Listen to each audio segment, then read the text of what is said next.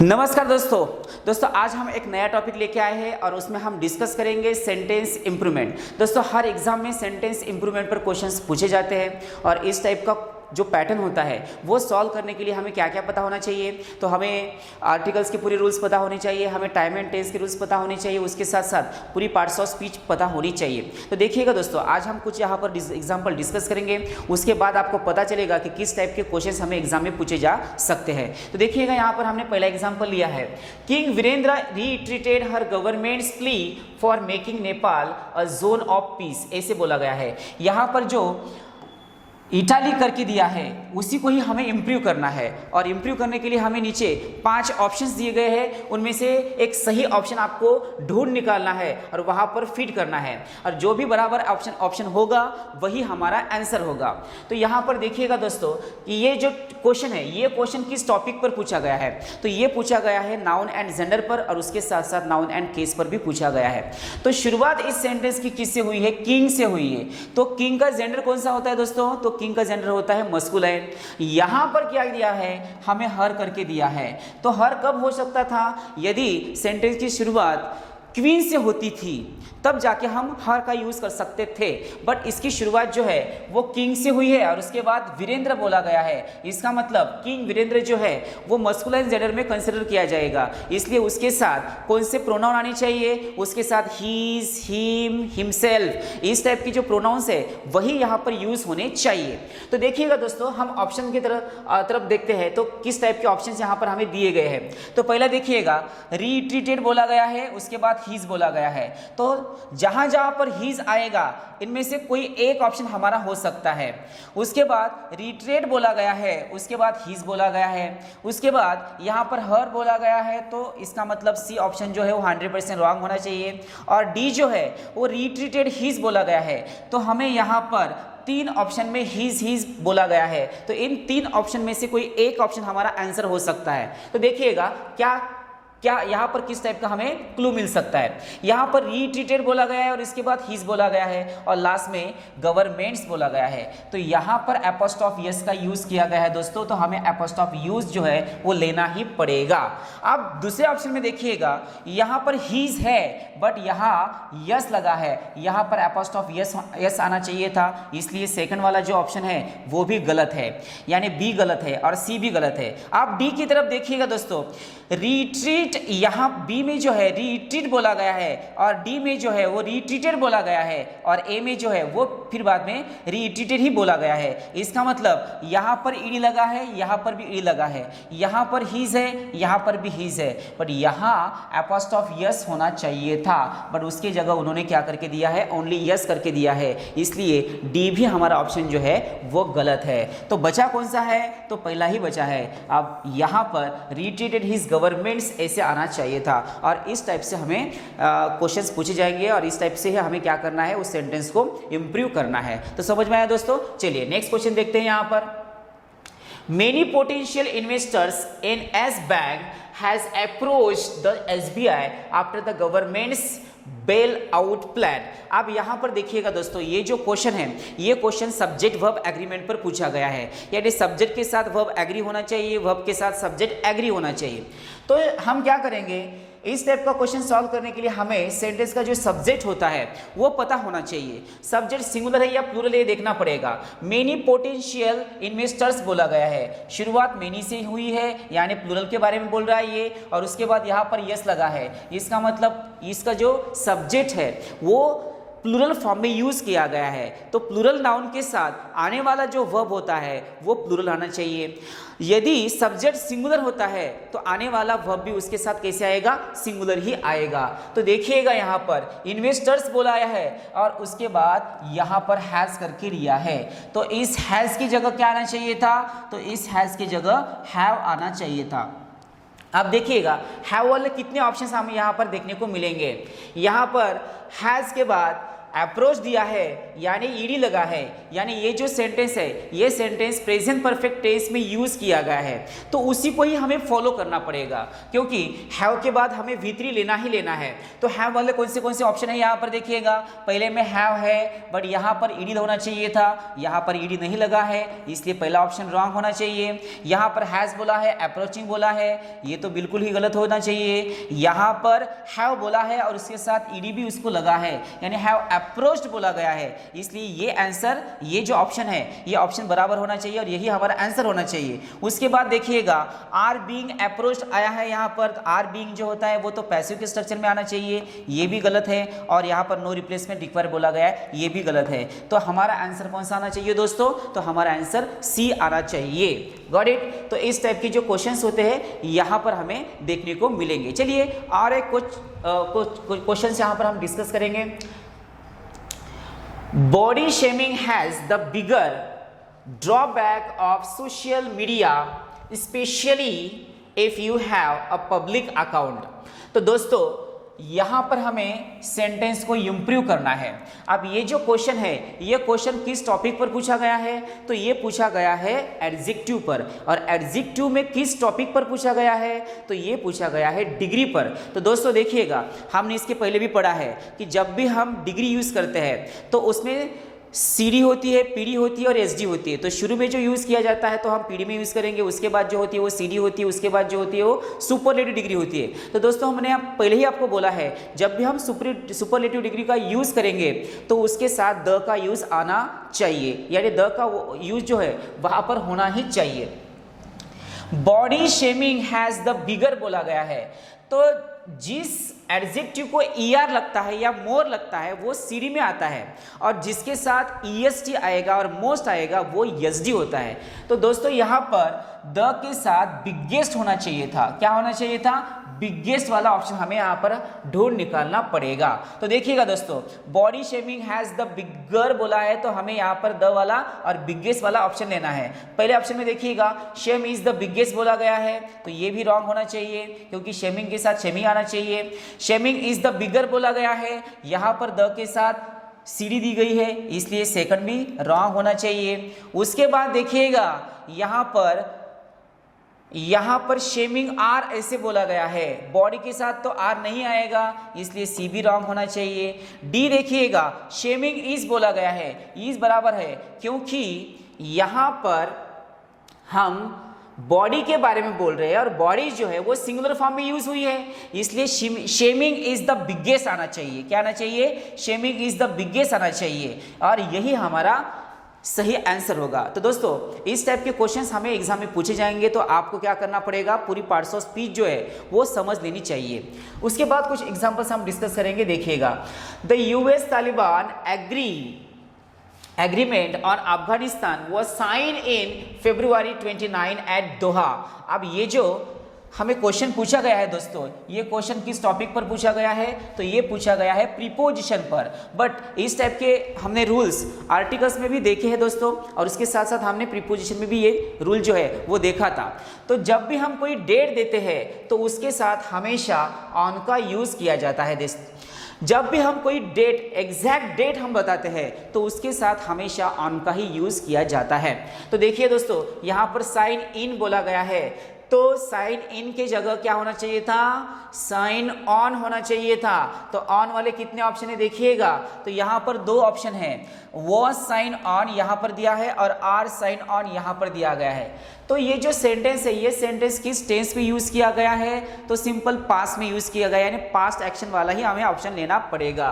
तो यहाँ पर आर नहीं आएगा, तो आर जो होता है वो प्लूरल फॉर्म में यूज किया जाता है और प्रेजेंट में यूज किया जाता है, इसलिए पहला ऑप्शन यहाँ पर रॉन्ग होगा क्योंकि यहाँ पर वर दिया गया है। दूसरा ऑप्शन यहाँ पर बराबर दिया गया है, वो साइन ऑन बोला गया है। तीसरा ऑप्शन हैज साइन इन है, तो ये भी गलत है क्योंकि इन की जगह ऑन होना चाहिए था, और यहाँ पर आर बोला गया है, आर की जगह क्या होना चाहिए था, वॉज होना चाहिए था, तब जाके ऑप्शन बराबर होता था। इसलिए इसका सही आंसर क्या होना चाहिए दोस्तों, तो बी होना चाहिए। तो दोस्तों आपको इस टाइप के क्वेश्चंस की प्रैक्टिस जो है वो करनी पड़ेगी, और जब भी हम ज़्यादा से ज़्यादा प्रैक्टिस करेंगे तब जाके आप इस पैटर्न पर काबू पाओगे, यानी इस टाइप का पैटर्न जो होता है वो आपको ईजी जाएगा। जाएगा। उसके बाद नेक्स्ट क्वेश्चन देखिएगा, Iran Afghanistan policy in fact has not been as black and white as that of Pakistan.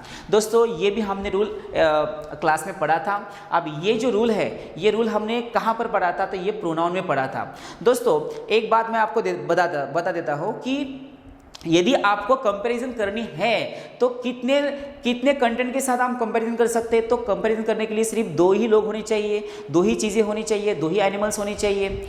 आप देखिएगा जब भी हम कंपैरिजन करते हैं तो कंपैरिजन करने के लिए हमें एक बात पता होनी चाहिए, यदि दैन के पहले पजेसिव होता है तो दैन के बाद ही पजेसिव होना चाहिए।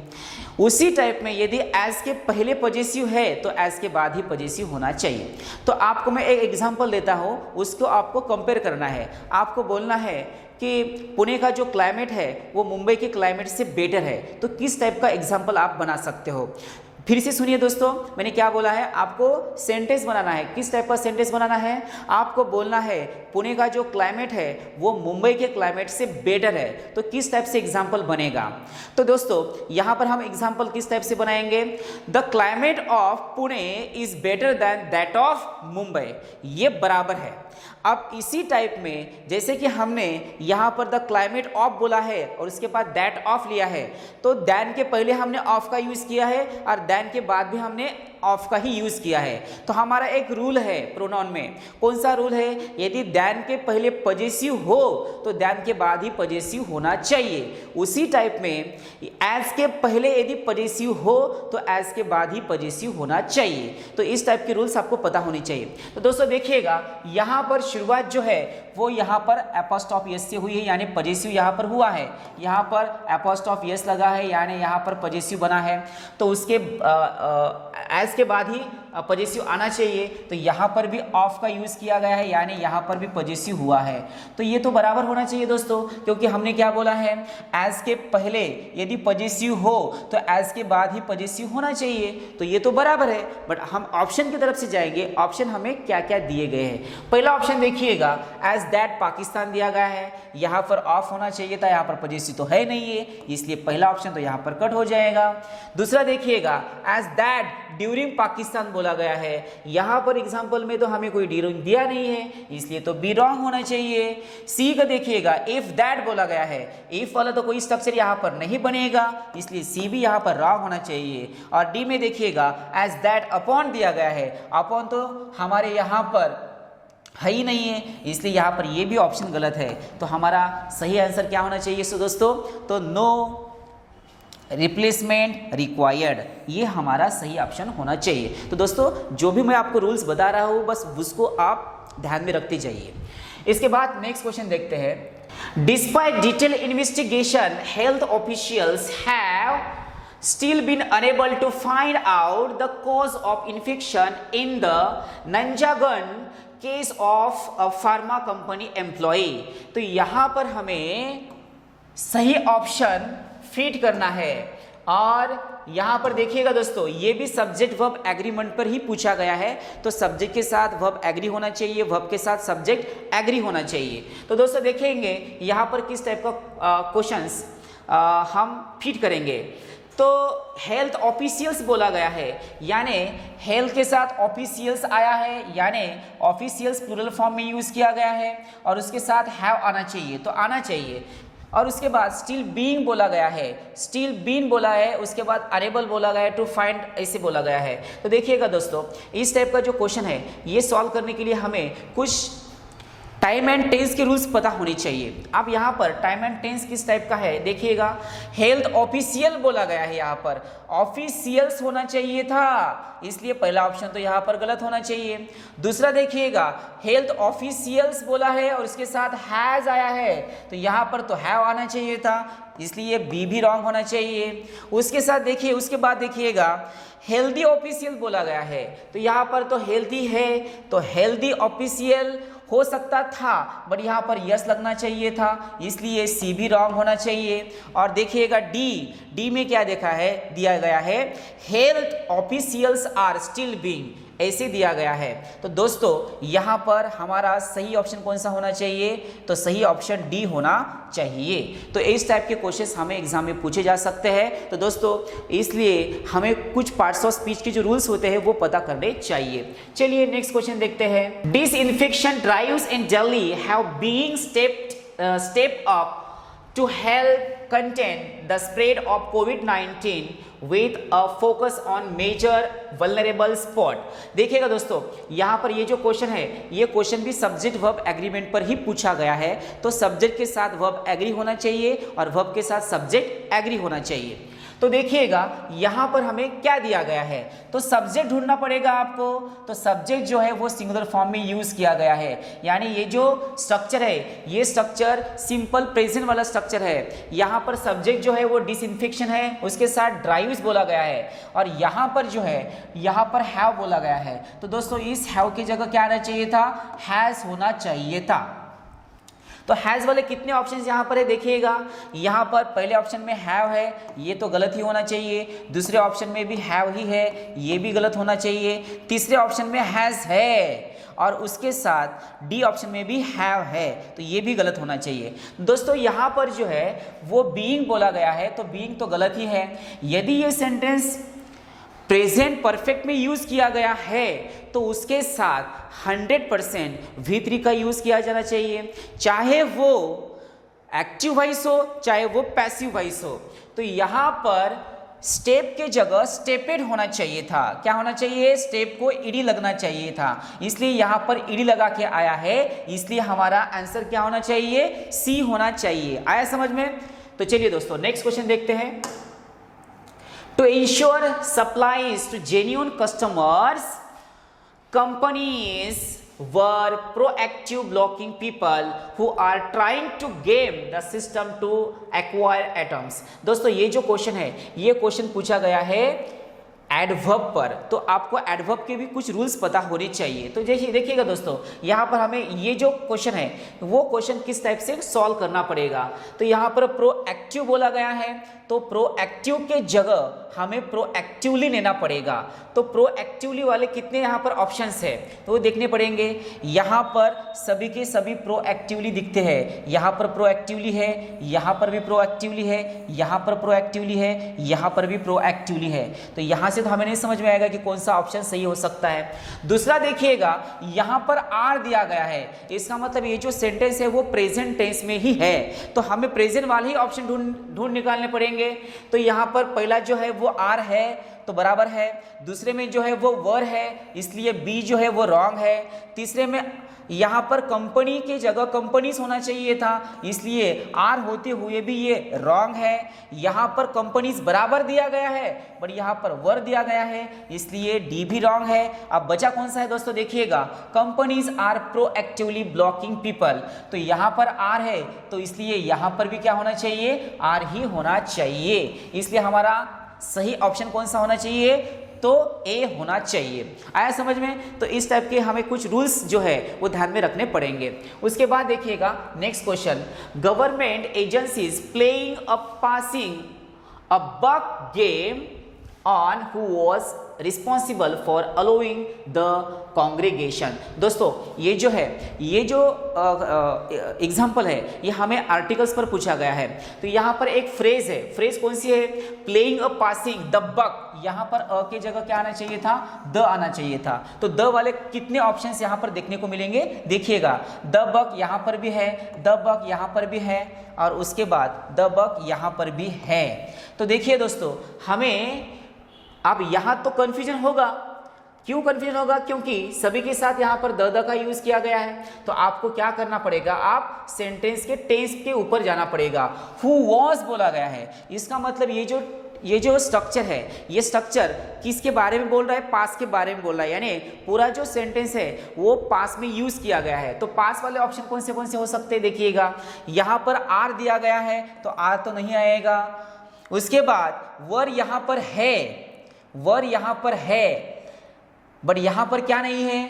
द नहीं है, इसलिए सी भी रॉन्ग होना चाहिए। अब यहाँ सी रॉन्ग है और डी भी रॉन्ग है। उसके बाद देखिएगा प्लेइंग अ पासिंग बोला गया है द बक, उसके बाद प्लेइंग अ पास बोला गया है। अब यहाँ पर प्लेइंग अ पास होना चाहिए, प्लेइंग अ पासिंग होना चाहिए, तो प्लेइंग अ पासिंग ही होना चाहिए, इसलिए बी भी रॉन्ग होना चाहिए। तो बचा कौन सा है, सिर्फ पहला ही बचा है, इसलिए इसका सही आंसर कौन सा होना चाहिए दोस्तों, तो ए होना चाहिए। आया समझ में? चलिए और एक एग्जाम्पल डिस्कस करेंगे। People across the country switch off lights in their houses and light lamps at their doors and balconies in solidarity with the rest of the country। तो देखिएगा दोस्तों, इतना बड़ा सेंटेंस है बट बहुत ही इजी है sentence. आप ऑप्शन की तरफ देखिएगा, आपको समझ में आएगा। यहाँ पर हमें स्विच ऑफ बोला गया है दोस्तों। क्या बोला गया है? Switch off. तो ये जो सेंटेंस है, ये सेंटेंस किसके बारे में बोल रहा है, तो पास के बारे में बोल रहा है। तो स्विच के साथ ईडी लगना चाहिए था। क्या लगना चाहिए? ईडी लगना चाहिए। तो स्विच ऑफ वाला हमें ऑप्शन ढूंढना पड़ेगा। पहले में देखिएगा, स्विच है, ये भी ऑफ है, बट इस यहाँ क्या होना चाहिए था? ईडी लगना चाहिए था, इसलिए पहला वाला जो ऑप्शन है वो रॉन्ग है। दूसरा देखिएगा, स्विच ऑफ, यहाँ पर भी स्विच के साथ ईडी नहीं लगा है और OFF की जगह यहाँ पर OF ही दिया गया है, इसलिए ये भी रॉन्ग होना चाहिए। उसके साथ देखिएगा, स्विच ऑफ बोला गया है, यहाँ पर स्विच को ईडी भी लगा है और उसके साथ OFF का भी यूज़ किया गया है, तो ये तो बराबर होना चाहिए। और डी में देखिएगा, स्विच दिया गया है बट यहाँ पर FFF होना चाहिए था, तब जाके ये बराबर हो सकता था, इसलिए ये भी रॉन्ग है। तो हमारा सही आंसर कौन सा होना चाहिए दोस्तों? तो सही आंसर हमारा सी होना चाहिए। तो इसी को ही बोलेंगे सेंटेंस इंप्रूवमेंट। तो आज हमने सेंटेंस इंप्रूवमेंट के बारे में थोड़ी डिस्कस की है, उसके बाद भी हम इस टॉपिक पर डिस्कस करते जाएंगे, बट आपको जितने भी मैंने रूल्स बताए हैं आपको वो ध्यान में रखने पड़ेंगे। तो दोस्तों यहाँ पर हम रुकेंगे, फिर मिलते हैं